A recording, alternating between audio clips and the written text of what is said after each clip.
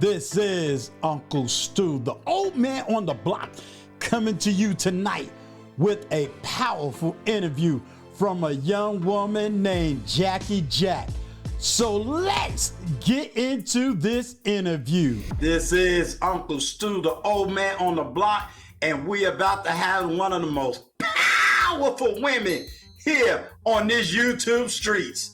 If you have been anywhere around looking in the chat, trying to figure it out, but most of all, if you've been on Bernard Riley's show, you know her as the world famous Jackie Jack. And right now she's hanging out with Uncle Stu, the old man on the block. So here we go.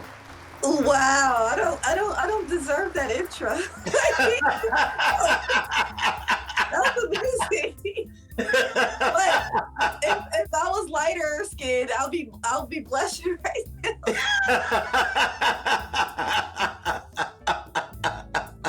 But thank you. You are so welcome. You are so welcome. As I always say, how are you doing today? I'm doing good. A little under the weather, but I got my ginger tea today, so I'm making it. You making it? Yes. Well, that will definitely work. Well, Jackie, everybody needs to know who you really are. Ooh, do y'all want to know who I really am? Yeah, we're gonna know. We're gonna get to all the good, juicy stuff. Oh, yeah. I'm lame. There's no juice. Well, tell me something. One, how old you are, and where was you born and raised at? I just turned 35. Actually, I was about to say 25. Look, I was about to lie. Hey, I hear you. But you said you just turned 35? Yeah, I just turned 35, and I was born in Alabama, like this really small town. And I tell people about it. Like I even tell people who live in Alabama or from Alabama, and they never know where it's at. It's about like 30 minutes outside of Selma. So people know where that's at, Selma, right. Alabama. So it's a really small town, like a population of like 500 people. Most of the people that live there are my family members. So Okay. Yeah. Okay. There's nothing wrong with that. I mean, just because I was born and raised in New York City, most of the roots of my family come out of South Carolina. Okay, from the South. So I have family that, live in the rural country where, yeah, it's like my cousin controls one part of the block and my other cousins control the other. So I get it. I definitely get it. So I know about that town, but where in Alabama is it? What's so the name? It's called Catherine. Okay, Catherine, Alabama. Now you was raised in Alabama. Oh no. I was raised in Atlanta. Okay, is that where you at now? I lived there for like the first 7 years of my life. So I was pretty much raised in Atlanta. Okay, and is that's where you reside now? Not to be doxing you, but yeah. You at the ATL now? Yeah, I was in Atlanta. You went to school? High school and college? I did. In Atlanta, yes. Okay. What college did you graduate, or did you just go to college? Yeah, I graduated. I went to I graduated from 2 different colleges. The first one was for marketing, right? A marketing degree, and then the second one I went to school for fashion. Cool. Mm-hmm. Are you using your degrees? Or are you able to use your degrees now? Not really. I mean, with the fashion design thing, I make clothes, but I used to make clothes before I got the degree. You said you lived in Alabama, but you mostly was in the ATL. Yes. You got your degree in marketing and in fashion. And I was talking about how I don't think I'm using my degrees. I don't know, because I honestly think both of my degrees were a waste of time. So that's why I really say I don't think I'm using them, because I think they were a waste of time, a waste of money. Well, okay. I wouldn't. My first degree wasn't a waste of time because I met a lot of people. Like I networked with people. I joined a sorority when I was in college, so I met a lot of people. So the time wasn't wasted time. I think it was like wasted money. Okay, that's an honest assessment. That's an honest Yeah. question. It's interesting that you said when you went to college, you said, hey, I got these degrees, but I'm not really using it. So let's go back. First of all, what sorority are you with? It's not one of the Divine Nines. I was just talking about this yesterday with Game Changer because he was asking me. It's not one of the Divine Nines. It's a multicultural sorority. It was actually founded in North Carolina. It's not really because I lived in North Carolina for a while. So it's not one of the prominent Black ones. It's multiracial sorority. So all right. There's nothing wrong with that. What made you choose that sorority, let's say, over the quote unquote, Black sorority? I don't know. Where I went to high school when I was younger, it was mostly white people. Okay. So I was like comfortable around different types of people. So I just like I don't know. I like the concept of like talking to different types of people, hanging out with different types of people. So that's why I like that sorority. And it was different. Like everybody just wanted to be in the Black sororities, and I just wanted it to be like different. I don't know, because I had plenty of Black friends. Like most of my friends in college were Black, so it's not like I had anything against them. It's just I just wanted to do something different. I'm going to say this. One, there's nothing wrong with what you just said. Two, I started off in private school. All of my original friends were white as well. So I totally understand, hey, I want to be culturally one thing, although I'm something else. When I was in high school, I had like my best friends was one of them was Korean, one of them was white, and one of them was Black. So it was just like it was a whole like just mix of different cultures. Right. So, but my high school was I would say probably like 95% white. And my friends, I had different types of friends in high school, and I don't know, I just like hanging around, learning different stuff than just like Black culture. I mean, that's my family's Black, so. Well, let's dig into that, because there is something that I experienced. So I want to see if you experienced the same thing. You went around mostly a white school. You was mostly around white kids. When you finally got around predominantly Black kids, was that a cultural shock for you? No, because I'll explain it. My childhood was a weird childhood because every school year I was at a different school. So before I went to high school, which was the longest I've ever been at a school when I was in high school, I was at like multiple different black schools. So going to that white high school was the culture shock when I went there, because before I had went to mostly predominantly Black schools, or like Hispanic kids were there. And it was barely any white people at the schools I used to go to. So when I went to college and it was a lot of Black people there, there was no culture shock, because before I had previously went to schools that were mostly Black. It was just high school is what changed my kind of frame of mind, because I never even thought about like other people, other cultures like that, or white people like that, until I went to school and I'm like, oh, white people are cool. Right. So until I went to high school. That's an interesting wording that you used when you said, hey, white people are cool. So prior to you, going to a predominantly white school, what was your preconceived ideas, or, what was your thoughts about white people? What was you taught versus what you experienced? Because I think that's interesting. Well, I mean, I wasn't really taught anything about white people. I think it's the same thing like most Black people here. They're just, white people are kind of weird. Okay. So they'll say they're just so different. This is how white, right. That's all I used to really hear. It wasn't really nothing bad, like they're gonna treat you badly or anything like that. Now, like my mom, she didn't have problems with white people, so I never was taught like they're bad or anything. It's just that they were just different. It was gonna be weird, and it was very different. When I first got there, I was afraid to talk because I don't know. There's people that are from like Atlanta and like the Metro Atlanta area. If you're in a school that's mostly Black, there's a certain type of way that we talk. White people don't understand it. So when I first went to this school, I was afraid to talk because I knew they weren't going to understand like how I talk, and I had like a serious Southern accent. I don't have it anymore because I went there, but because I had to change the way I talked for people to understand me. It was very different from my other school. Like my other schools, that people would be fighting all the time. Because my mom, she sent us there so we could have like a better education. My other school, like it was always disruptive. Mm-hmm. The only classes that weren't disruptive was like the gifted classes, and I was in a lot of those classes, so I kind of like avoided some of the craziness.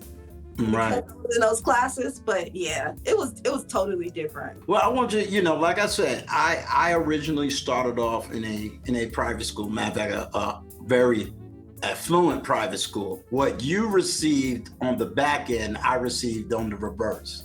So for me, it was, hey, I'm around all these people. This is what education is. This is what culture is. Again, I was around the affluent. So it was normal lifestyle for me.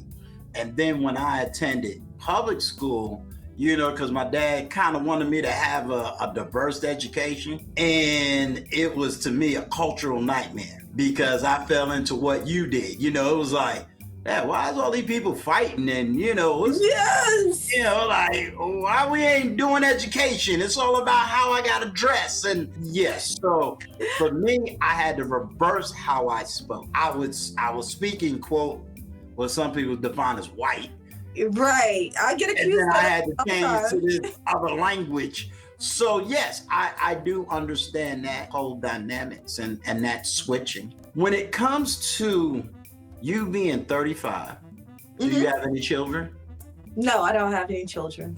Okay. Do you have a desire to be married or to have children, or a combination? Yes, both. Okay. Yeah. How really, from your vantage point, how would you say you see the dynamics of your generation or the women that you're around or the people you're around in this so-called dating community culture? Yeah. Or do you want me to kind of... That's a lot to like break down. Okay, let's do it piece by piece. I'll ask the question in a different way. One, did you grow up with a mother and a father? Did you grow up with both parents? It's complicated because, like before I said I lived in Alabama until I was 7.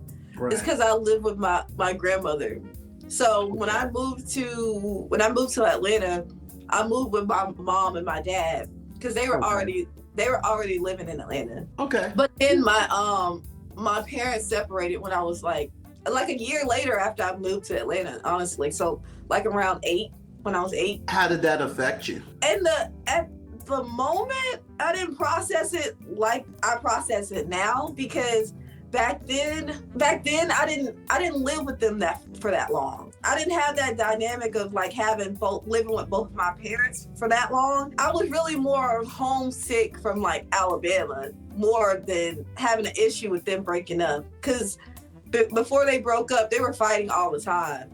So right. it was kind of annoying moving to Atlanta to like be in this situation where the people who are taking care of you are always fighting. And it wasn't like that when I was in Alabama because it's my grandma and right. She didn't have all that drama going on. But yeah, I don't know. I didn't process it like a normal kid would if I lived with my parents all like 8 years of my life. So right. It was different. And I honestly felt bad for my dad back then because my mom left, and I remember we moved out and we came back to the apartment for Halloween. Yeah, we were like dressed up in our Halloween costumes, and he had like all this candy, and he had like a huge like garbage bag full of candy for us. And of course we couldn't take all of it because that's a lot of candy. But we right. came over and we were hanging out with him, and since we left, there was nothing in the apartment. He didn't have any furniture. He just had a chair in the living room. And then I remember sitting on his lap, and I just felt so bad for him. Like he had nothing. I felt really bad. And he was just like, oh, I got candy for you guys. And the apartment was just empty. And I don't know. I just have that feeling, remember that feeling, like feeling really bad for him. So you can almost empathize with certain adult men when they talk about kind of losing their kids or, not being able to see their children. But that's a very unique emotion that you had, that you felt empathy for him. Do you speak to him to this day? Was you growing up, was you able to communicate with him? Well, growing up, I didn't really have a relationship with my dad like that, because like shortly after that, he moved back to Alabama. Okay. So we would go there like during, summers. I'll go there for like to hang out with my cousins or my grandma or his mom, my other grandma. Okay. Like we'll stay with her. So he lived down there with her. So we would see him that way. But yeah, I didn't have really a relationship with my dad growing up. And my dad, I told a few people this before. My dad, he would call me. He used to call me like all the time. Right. He calls me to vent all the time. It's been a few months since he's like just called me on a regular. Right. Like he'll usually call me like once a week, and it's usually to vent about life. So he's like, you're the only one that answers the phone every time. I'm like, okay. How many brothers and sisters do you have? I have a brother and a sister. Okay, you the oldest, middle? Yeah, I'm the oldest. Okay. Yeah. With your dad using you as the venting person, deep down inside, how does that make you feel as a young woman? I see. I think my dad, we kind of developed a relationship of I think it's just more of, I just feel bad for him. I don't know. Okay. Yeah. And I don't know if that's the best relationship, but it's just like, it just seems like his life just fell apart after that. Wow. After yeah. So it's just, that's the kind of relationship we got. It's kind of like, he just gets stuff off his chest when he talks to me. Do you feel guilty at all when it comes to, when you say you feel bad, do you have a sense of guilt? Like you feel guilty, therefore you feel obligated to, be his ear? Because I'm not saying that what you're doing is right or wrong. And I'll share with you why I say that in a moment. But do you have a sense of guilt? No, I mean, I don't. Okay. Because I was a kid. There's nothing I could do. Right. I don't feel guilty. With that dynamic experience, has it affected you in a sense of relationships? Pretty sure, because I don't see how not having your dad around is not going to affect you. I'm pretty sure. I haven't nailed it down, like how it could have affected me, because when it comes to him, I don't feel like I was abandoned. So I kind of have that. I have that kind of feeling for my mom, because my mom left us with my grandma. So I have that feeling for her, like some like abandonment issues. But him, I don't know. I think he was just pushed out. So I don't. No, I'm never going to put words in your mouth. Abandoned by mom. How did that affect you? It really, when it hit me, like, this is why she treats me like this. Like, she didn't want me to even she really didn't even want me to be here. So it hit me later on, like, oh, this is why she treats me the way she treats me. So, and then I don't even call my mom. I call my grandma mama. So I call my mom by her first name. And how does she accept that? Yeah, she's never corrected it. She was cool with it. That's deep. But I'll let you know. I have a daughter that's 2 years older than you. So, my oldest daughter, my firstborn, we went through a similar situation where I wasn't in her life for a period of time. Hey, this Christmas was the first time we really, really, really, really spent a good Christmas together. And we're talking about 37 years. So I can relate to the father-daughter issues. I can relate to, the venting issues. So I can relate to all of that. My youngest daughter didn't have her mother for almost 24 years of her life. Oh, wow. There's a switch in that conversation as well. So I can relate to both sides of that dynamic. And, you know, my youngest daughter, of course, is going through her own transformations, and, you know, you never know what outside family members are trying to tell your child, you know, so you don't know what stories they're getting, what truths, what lies. So there's a whole lot of different narratives that can take place. So I just want you to recognize that you're not alone, and that I'm quite sure there are other women that really needs to hear that story and really how to walk through that. Right. And I mean, recently, I think turning 35 made me really like evaluate all this stuff and just think about it, because for the longest I was kind of like a sad, kind of angry child, not angry child, but more, I would say more of a sad child, because I was very quiet child. I barely ever talked. Mm-hmm. And some people would think I was mute because I never talked, but right. It changed when I moved to live with my mom. I started not talk, because I wasn't like that before. And recently I just evaluated the whole situation, and I even had like a kind of a talk with my mom. It wasn't the most productive. Okay. Okay. I got some stuff off my chest. She denied a lot of things, and then my brother tried to make her like realize that, okay, this is the truth. And he's like, I was there, this is the truth. And she kind of went on the victimhood type, like I did everything I could and y'all don't appreciate it type thing. So she tried to do that. She tried to guilt trip me, but kind of getting it off my chest was a good thing. Not to get a reaction out of her. It was just basically just to get it off my chest, I guess. Because I knew I was gonna get what I wanted to get out of her, like as far as a reaction. What kind of reaction was you looking for? I wasn't looking for a reaction, because it just came out. It was just like at Thanksgiving, we were talking about something, and then I don't know what came over me. I just thought it was just airing out my grievances from childhood. And she was like, she was just denying it, like, I didn't do that to you guys. I didn't do that to you. And then my brother was like, yes, you did. Like, right. Is there any narratives? Let me ask you this. Was there any narratives that was given to you that in reevaluating your life, you realized was a false narrative against your mother? Like what's other people told me about my mother? Yeah. And the reason I'm asking you, and I'm not saying that this necessarily applies directly to you, but one thing that I've discovered, especially dealing with my oldest daughter as well as my youngest daughter, is people tend to give your kids narratives and stories that make them look good to try to make someone else look bad. Yeah, see, no, that never happened. Right. No, I'm just asking. I'm not trying to imply anything. I think one of my issues that I had with my like overall family is they always took her side.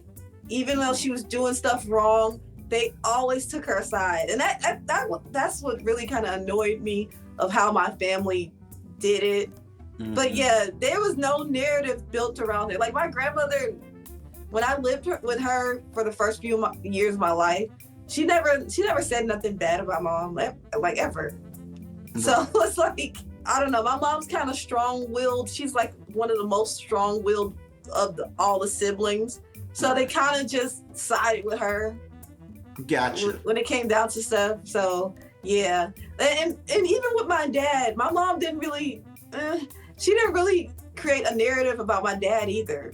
Okay. But she never really talked about him like that, so. If there's a young man, if there's a young woman listening to this part of the conversation, they are now 30. We're not going to try to get them at 19, 20. They're 30. What advice would you give them to kind of go through the process of what you already gone through? Like, what would be something there? Let's take a young man is mad at his dad. You know, he feels his dad left.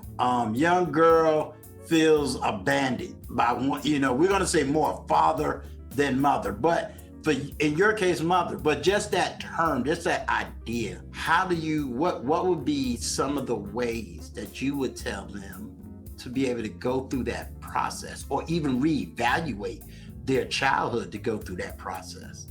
You've done what my oldest daughter had to do, so I want to hear, is your side the same as her? I would say that what I did was figure out why first you got to figure out why are you the way you are, because there's always a reason why you behaved a certain way you were. So I had to figure out why I was so quiet. Why was I an introvert?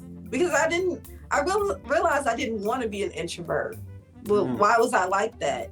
So when I broke down what changed everything, what moment changed how I act, then I realized I started breaking down other parts of why do I act like this? And why do I care about this thing, these things? So you kind of just have to figure out, why do you act the way you do? And when did this start?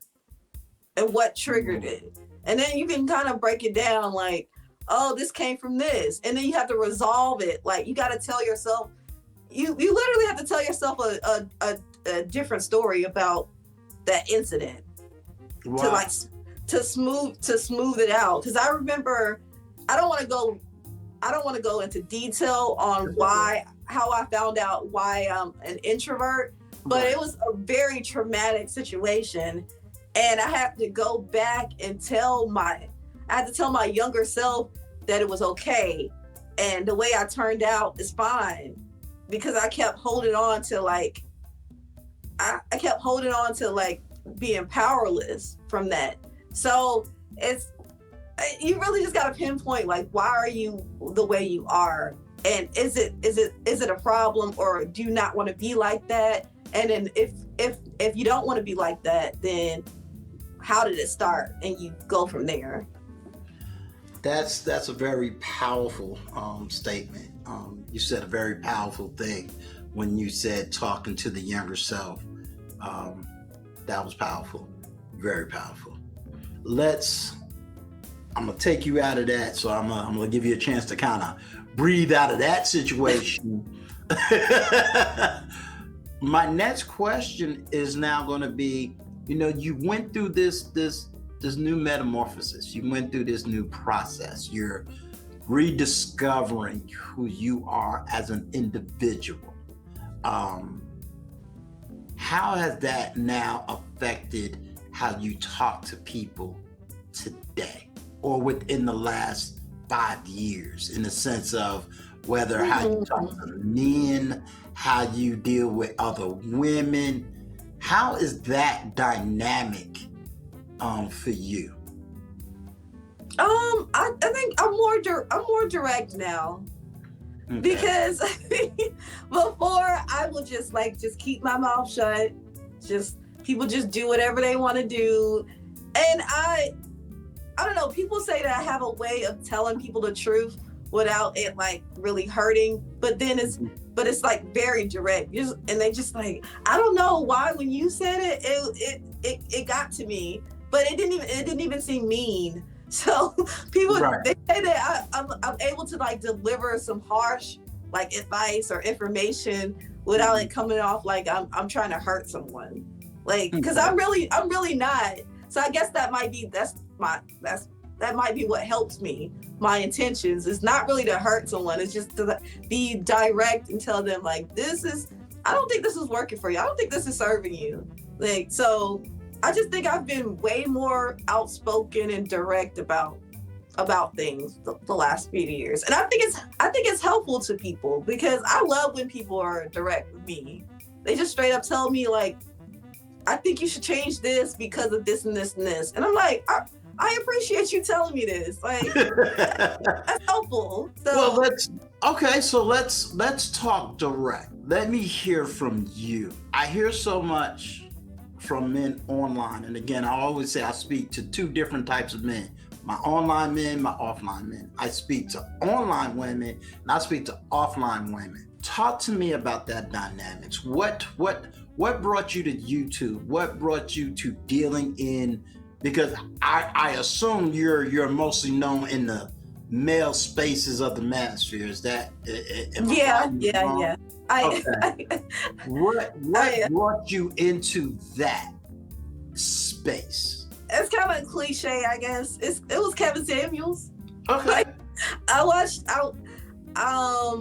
him talk about I think it was Dallas, that restaurant where the ladies they came to his restaurant and they was twerking on the tables and chairs. Right. And he was doing an episode talking about that.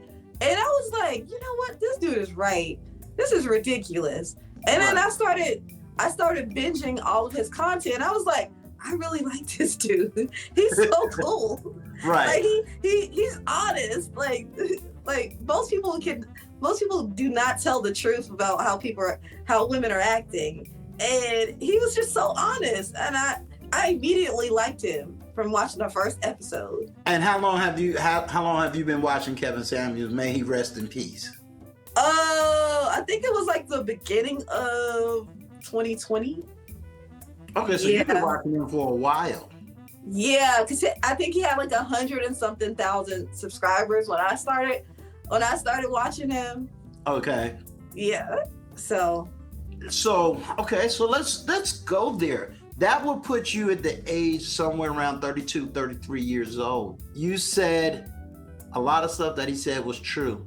So in your observation, and we're going to be fair, we're going to do it across the board. What would you say a lot of women is doing right, and what would you say women are doing wrong from your vantage point, from what you observe on the street? I ain't talking about the visceral online. I'm talking about what you see every day in your interactions dealing with people. So the first question is what they're doing right?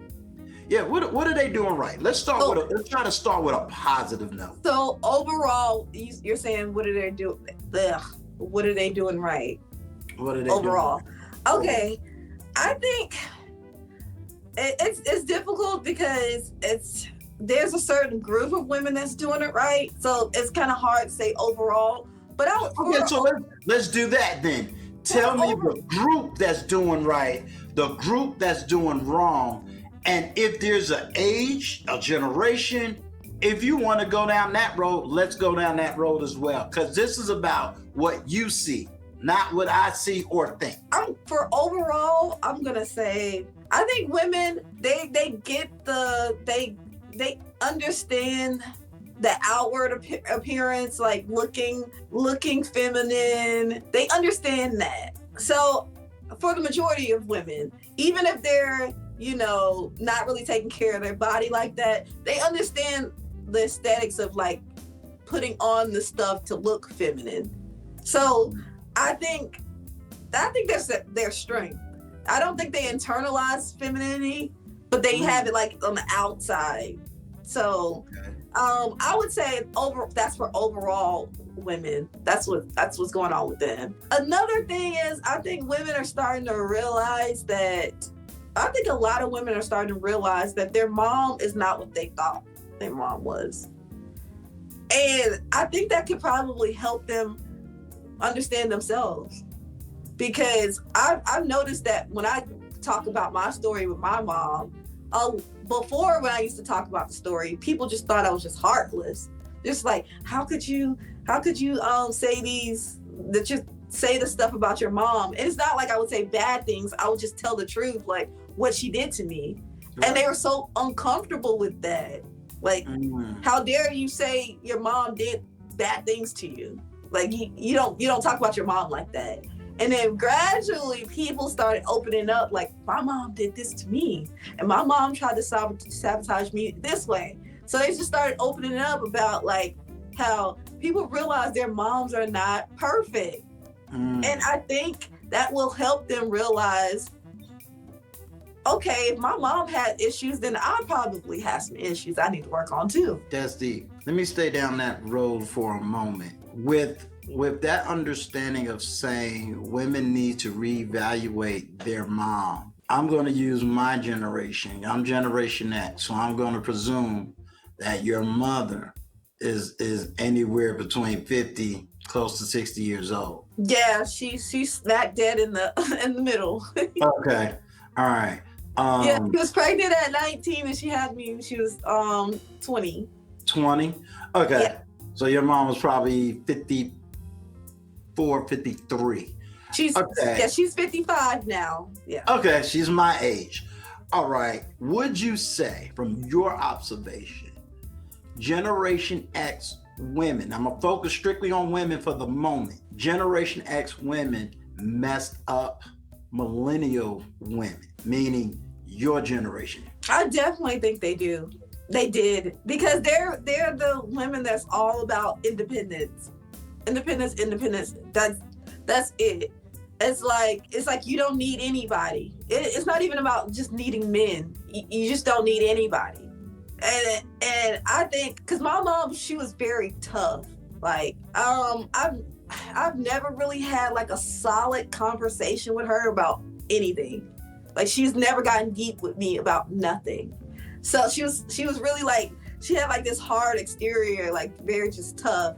And I think she thought that was the way to just live life. Like, you got to be hard. With that now affecting women of millennials, what would you say to Generation X women, and what would you say to your own millennial sisters? I don't know. Generation X women, I have a lot of aunts. So, because my grandmother had 8 kids, so I would say they're all very similar. I mean, they have different personalities, because right. some of my aunts are like bubbly.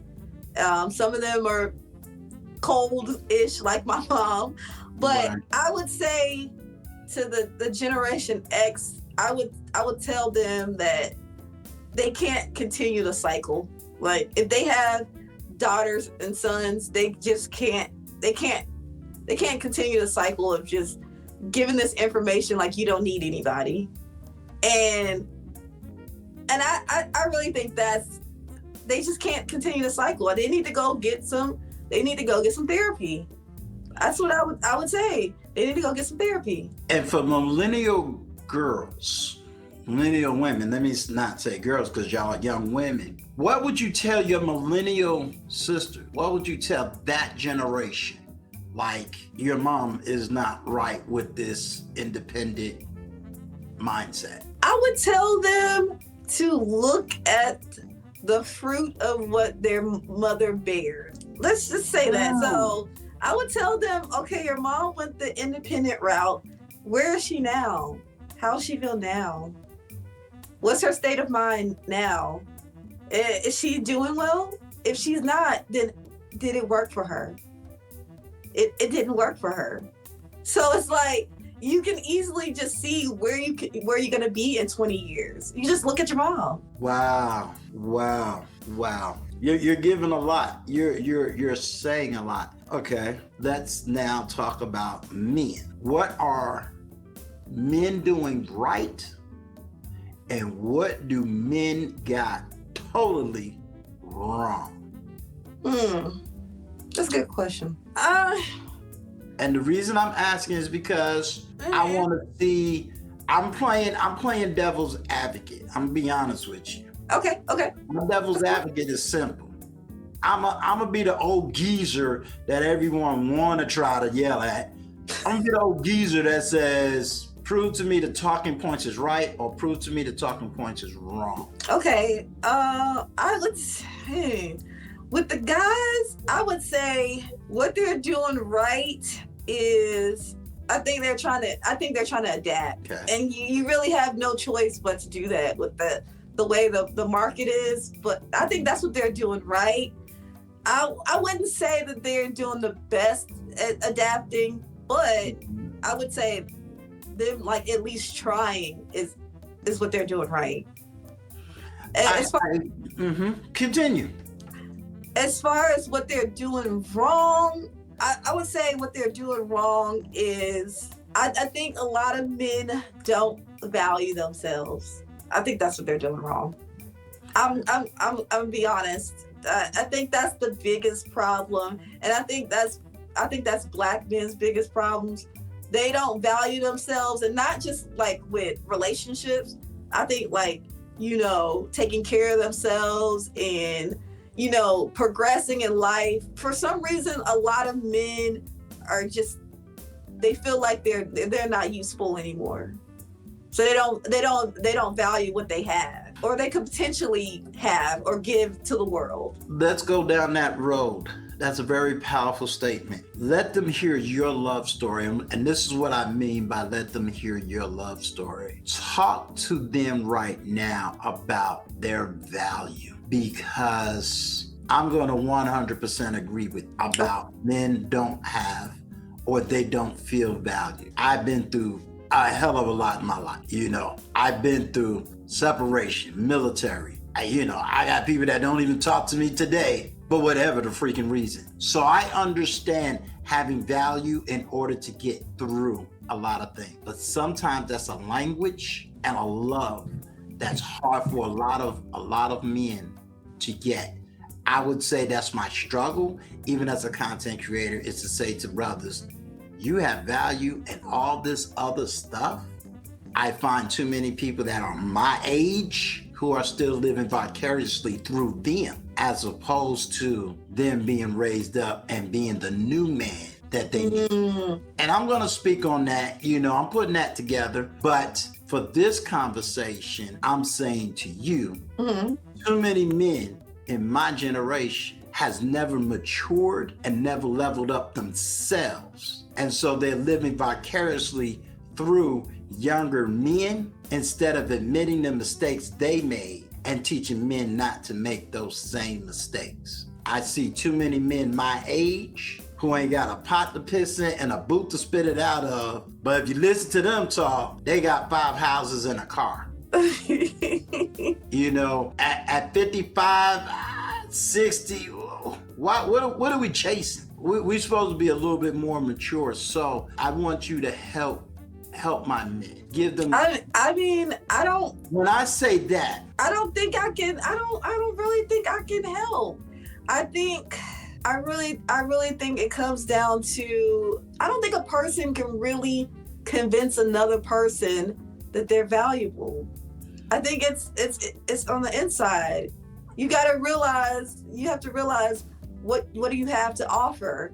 And if you think you don't have nothing to offer, you got to go find something that you have to offer. I don't think anybody can convince you that you're valuable. It just got to come inside of you. But I think everybody needs to figure that out. Like, you have to. Let me play devil's advocate again. I hear a lot of my young men saying women, especially black women, do not value them as individuals. You're finding video after video where they are just being openly disrespected. Of course, you got some saying, hey, I'm gonna get my passport and go out of here to go to another country to be loved. You have others where it's, hey, save yourself, black man, dad with the community, do what you gotta do. How does that make you, as a 35-year-old educated black woman, feel knowing this sentiment is out there? Like, no one wants to look at Jackie because you're a black woman and we don't want a Jackie. We want a Maria. We want a Lin Sue. We want, we want everybody but you. As a young woman, how does that make you feel? Or is that an online thing versus an offline thing? I think majority of black men want black women.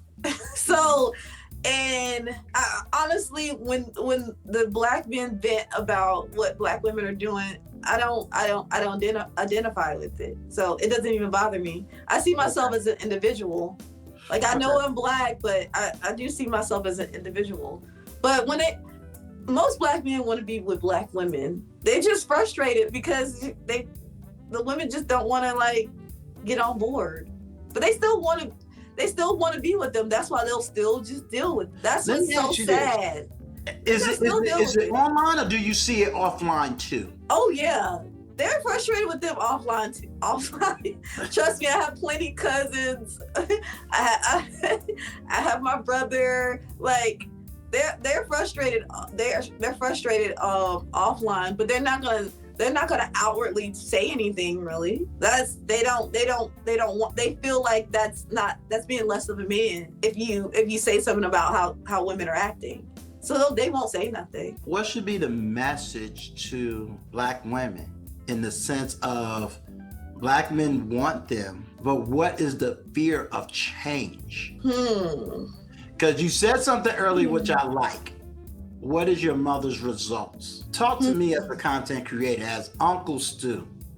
What can Uncle Stu do, or what does Uncle Stu need to do? He has a platform, he has a YouTube. What can I do to help young women understand that Black men love them and want them? I think Black women know that Black men love them and want them. I think that it's an unhappiness. They're not really happy with themselves, so they're not gonna be happy with Black men. I think that's what it is.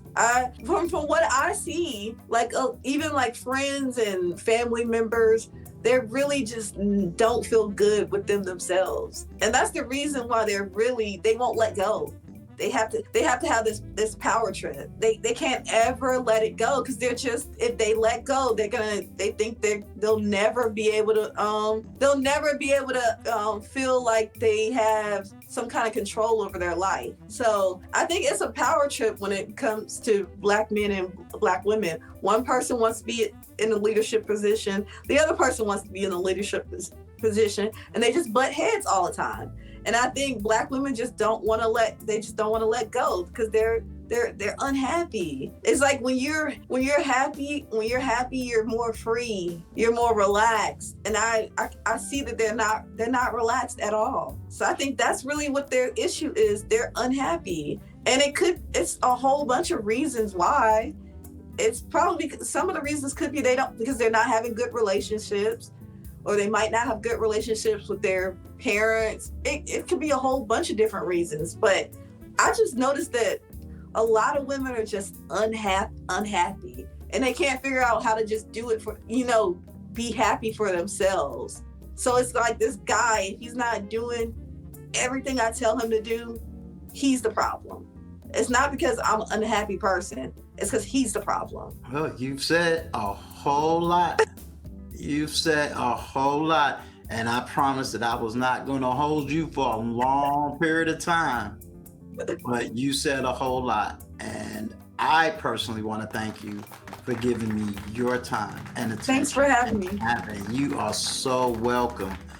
Do you have any questions for me? I think I actually heard the echo that time when I did that long. I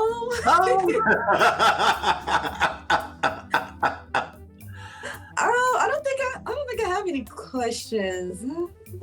No. I think that Black men and Black women have the same issue. They just don't feel good about themselves. They can't find that happiness within inside of themselves to be able to get with someone else. I think they have the same issue. Yeah. Well, you have said so much that I'll definitely be reaching back out to you, because I'm definitely going to have to digest everything you said. But I really think that, and that's totally up to you. You deserve another live stream.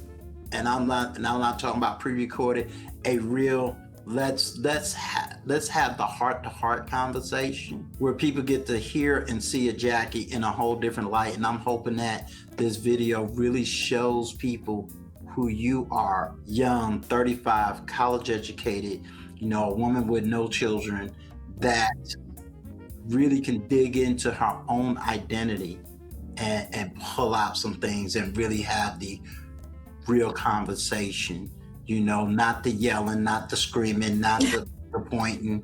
I hate yelling. It's not really getting anywhere. Like, I can't even, it's hard for me to. So I was in the car one day with someone, and I was on the passenger side, and I needed to tell the person, the attendee, something, and the guy was like, they need you to tell them some information. He was like, are you even capable of yelling? I was like, yeah, I can yell, but shocked. Like, I don't. let me So ask you this. he didn't even think they would be able to hear me give the information. So he was like, I'll just tell them because I know they're probably not even going to be able to hear you. Let me ask you this. Are you single? Are you dating? Yeah, I'm single. Okay. What is your dating preference? Don't worry, I'm not hitting up on you. You saw my wife. But no. What would your dating preference be? I don't know. Like, what do you mean? Like personality or looks? Yeah, like you're single. Somebody's gonna see this video. They might be down there in the ATL. They might be in South Carolina. They can take a quick hour trip to, you know. Uncle Stu, don't have these people blowing up my email. Okay, so I'll put it like this. That would be a question that would be avoided, then. Yes. Okay, that was the one question. Yeah. Like, I can't handle that kind of attention.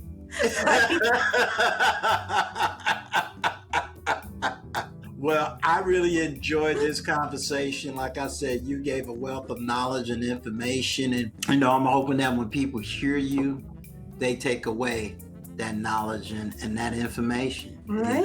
And we definitely got to do a live one day because I think your voice is absolutely needed.